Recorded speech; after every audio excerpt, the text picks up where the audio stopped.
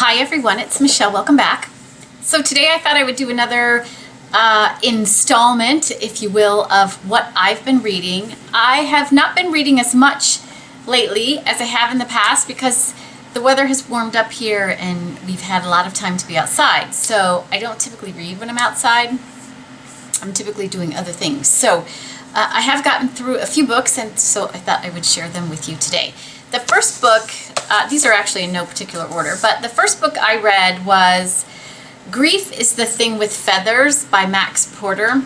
This is not the kind, this is a short story, very short actually, let's see, 114 pages.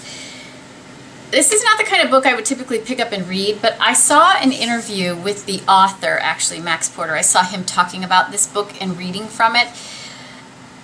And I sort of connected with kind of how he described the book and what he was thinking when he wrote it and that kind of thing, which is why I bought it and read it. And I actually enjoyed this book very much. Let me read you the blurb from the cover.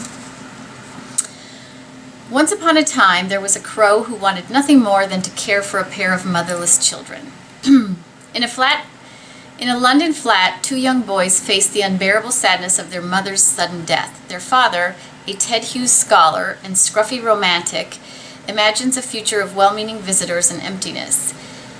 In this moment of despair, they are visited by Crow, antagonist, trickster, healer, babysitter.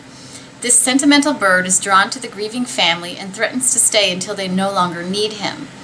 As weeks turn to months and the pain of loss gives way to memories, the little unit of three starts to heal.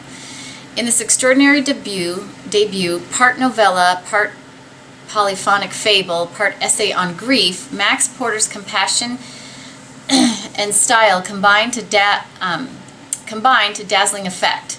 Full of unexpected humor and profound emotional truth, Grief is the Thing with Feathers marks the arrival of a thrilling new talent. So Max Porter, this is his first stab at a novel. It's a novella, it's a short story, whatever. He, though, has been in the publishing industry for a long time. I think he's an editor or publisher or whatever. And he wrote this book. And it's an interesting story. It's an interesting take on how grief, Crow, in the story, Crow arrives when grief arrives. So he represents grief. And, there are many things that happen in the book where he sort of is helping them heal. I mean, he's a little bit of a trickster and that kind of thing. And the children interact with him and the father interacts with him. And I just thought it was a really well done piece of literature. I think, it's in very short chapters, almost to me, like poems, almost like long poems, but this was really well written. It's a really good take on sort of when grief comes into your life, the crow representing that. So I think that if this is the kind of thing you think you might enjoy, you should read this book. I really enjoyed reading it. And I think that you will connect with the characters, you will connect with the experiences that they're going through, and sometimes you'll dislike Crow and sometimes you'll get what he's trying to do and that kind of thing. And I really, really enjoyed it. It was a great short story. Okay, the next book I read, I kind of have been reading this book over a period of a couple months. I don't know that it's necessarily meant to, you don't necessarily have to read this book straight through. And it is called 30 Chic Days, Practical Inspiration for a Beautiful Life by Fiona Ferris. And this is just, there are basically 30 chapters in this book, and each one is meant to inspire you to find the joy sort of and beauty in your own life, in like daily activities and that kind of thing. It just basically goes by day. So like day one is about having a Paris state of mind, sort of that joie de vivre. Day two, eat real food. I'm trying to just kind of give you a day 13, indulge in your femininity. Day 19, socialize in a relaxed manner. Be your own chef, inspire yourself, live a life of luxury. So I actually found this to be a very, it's very inspirational. I did not read it straight through. I just sort of each day would pick it up and read another chapter. And you know, it's just like good reminders about how to find more joy in your life and how to, you know, yeah, how to really find more joy in your life. Let me see what it says on the back. It is possible to live a chic and elegant life if you don't live in Paris. Instead of daydreaming about running away to the City of Light, 30 Chic Days invites you to put on your French-tinted sunglasses and view your world through an enchanting and motivating filter, which I think this is what the book did. Inside you will find 30 chapters full of joie de vivre, sharing fun and exciting ways to bring your idyllic chic self into being. 30 Chic Days is a warm, encouraging, and fanciful guide on living a simple and beautiful French-inspired life. Enjoy dozens of delicious, no-cost ideas. Feel inspired to up-level yourself and your surroundings in an effortless way. So I really enjoyed reading this. You guys know I love reading about Paris and French people and French ways of thinking and that kind of thing. And I really sort of enjoyed it. It did inspire me a bit to, find more joy in my daily activities. So Fiona Ferris writes a blog called howtobechic.com. I think this is not her first book. And so a lot of people follow her on that blog, and you can go read her blog or whatever. But I did enjoy this book very much, and I think it's something that, you know, I may keep to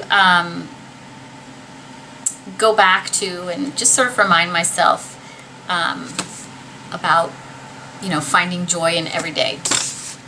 Okay, now on to some more typical books. I read Paris is Always a Good Idea. I don't know how to say his name. Nicholas Barreau, I think is his name. So let me read you what it's about. Rosalie Laurent is the proud owner of Luna Luna, a little postcard shop on the Saint-Germain. And if it were up to her, far more people would write cards. Her specialty is producing wishing cards, but where her own wishes are concerned. The quirky graphic artist is far from lucky. Every birthday, Rosalie sends a card inscribed with her heart's desire fluttering down from the Eiffel Tower. But none of her wishes have ever been fulfilled. So every year on her birthday, she goes up to the Eiffel Tower and throws this beautiful wish card off with one of her wishes on it. Then one day, an elderly gentleman trips in her shop and knocks over a postcard stand. It seems that her wish cards are working after all. Rosalie finds out that it is Max Marché, famed and successful author of children's books, who's fallen into her life. When he asks her to illustrate his new and probably last book, Rosalie is only too glad to accept, and the two very different maverick artists become friends. So she's an illustrator, which is why she owns this postcard shop. She illustrates cards for people sometimes when they come in the shop. She'll illustrate a card for them and write it and that kind of thing. Rosalie's wishes seem to be coming true at last until a clumsy American professor stumbles into her store with accusations of plagiarism. Rosalie is hard-pressed to know whether love or trouble is blowing through the doors these days, but when in doubt, she knows that Paris is always a good idea when one is looking for truth and finding love. So, she owns a little postcard shop. You know, this famous author comes in and asks her to illustrate his story, and she does that, and the book is produced, and it's doing very well. And then this American professor comes in and says, "You've stolen that story. That's my story. That's the story my mother has told me since I was a small boy." And so she doesn't know what to think. And the story sort of, you know, goes from there. She doesn't like him, he doesn't like her, but they're both trying to figure out how this story could possibly be his, but, you know, he swears it's the exact same story. And, you know, so the story kind of goes from there. I would say this book for me was just okay. It was a nice story, but it was very, very, very predictable. So I loved the idea of it, but it was very, very predictable. I do like his writing, Nicholas Barreau. I don't know if he has written other novels, The Ingredients of Love and One Evening in Paris. But this book for me was, you know, I would give it maybe 2.5 stars because it was so predictable. I love the setting. I love reading about Paris and things that happen there, and I love a good love story, but this was just okay for me. Just okay. And lastly, I read Hold Still by Lynn Steger Strong. Let me read you the blurb because I don't want to say too much about this book. Maya Taylor, an intense, gifted English professor, has a tendency to retreat when she is needed most, escaping on long morning runs or finding comfort in the well-thumbed novels in her library. But when she sends her daughter Ellie to Florida to care for a friend's child, it's with the best of intentions. 20 and spiraling, Ellie is lost in a fog of drugs and men, desperately in need of a fresh start. Her life with this attractive new family in Florida begins well, but Ellie is crippled by the fear that she'll only disappoint those around her again. In the sprawling hours of one humid afternoon, she finally makes a mistake she cannot take back. The accident hangs over both mother and daughter as they try to repair their fractured relationship and find a way to transcend not only their differences but also their more startling similarities. In Maya's and Ellie's echoing narratives, Lynn Steger-Strong creates a searing, unforgettable portrait of familial love and the tender heartache of motherhood, from the sweltering Florida heat to the bone cold of New York in January. Churning toward one fateful day in two separate timelines, Hold Still is a story of before and after and the impossible distance in between. So this was a pretty good story. It's told from both the mother and daughter's perspective, and it's written in a very interesting way. The timeline, each chapter sort of switches off before and after the incident, which you don't really know what it is until the end of the book. That's sort of what you're trying to get to is what actually happened. What did she do? And so the book starts out before, and it gives you sort of a date. I think it was 2011.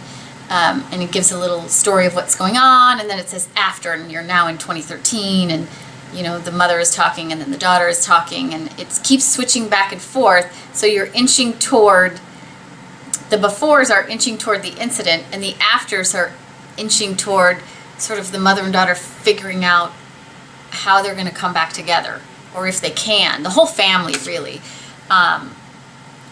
So again, this book was a little bit predictable.